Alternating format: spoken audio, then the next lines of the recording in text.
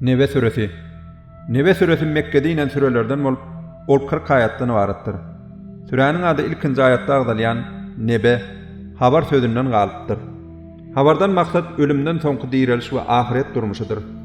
Bu sürede kafirlaryň hakykata inkar edişleri, şeýlede Allahyň yaradyjy güýjüniň hakykatlygyna älemdäki ägir işlerden misallar getirilip, Allahyň gudraty subut edilýär.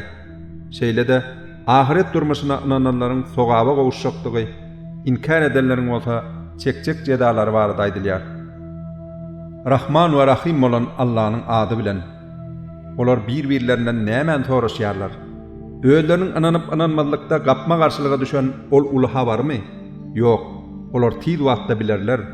Elbetde, olar tiz wagtda bilerler. Biz ýeri düşek edip goýmadykmy? Dağlary hem ýeri saklayan gadyk etmedikmi? Sizi jübit edip yaratdyk. Ukyňyzy din çalyş etdik. Gijän din salmaklar üçin örtük etdik. Günnidi güderanyňy dolandyrmak üçin goýduk. Ýokaryňyzda 7 mäkam asman bina etdik. Ol ýerde ýarty saçýan bir çıra goýduk. Size tohumlar, ösümlikler, bir-birlerine çolaşan bağ bahçalar östürüp çykaraly diýip gysylşan bulutlardan bol ýağış inderdik. Aýralyk güni wagty anyk bolan bir günnür. Ol gün sura üflener.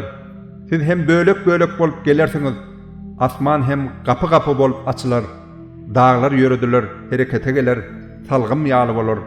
Takyk, argynlaryň aýlanyp barjak ýeri bolan dowdak, bukuda eline düşjek awlary buku gurup ýatanlar. Argynlar ençeme watlap ol ýerde galarlar. Olar ol ýerde ne jana ýakymly salkynlyk, ne de suwsuzlygy gandyran şerbet dadarlar. Olar diňe gaýnak suw bilen iriň dadarlar. Ine bu olaryň dünýäde eden etmişlerine ýaraşýan jedadyr. Sebäbi olar hasap gününiň geljegine garaşmaýardylar. Olar biziň ayatlarymyzda bütünlei ýalan diýýärdiler.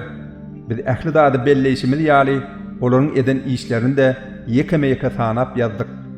Şonuň üçin olara biz eden etmişleriňiň miwetini dadyň. Indi biz siziň diň azabyňyzy artdyrar diýer.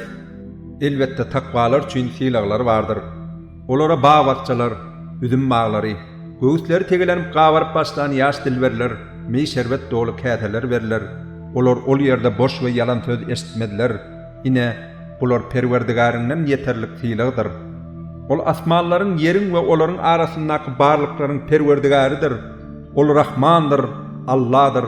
Ol gün onuň ýanynda geplep biljek hiç kim ýokdur. Ol gün ruh, Cebrail we perişteler hatar-hatar düdülerler.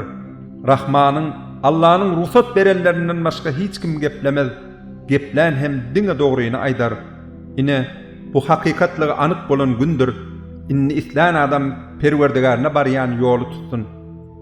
Biz golaylaşýan bir adaby habar berip size duýdurduk. Ol gün geler, her kim diňe öz eden işlerine tereder. Kafir adam, käşke men toprak bolsadym diýer.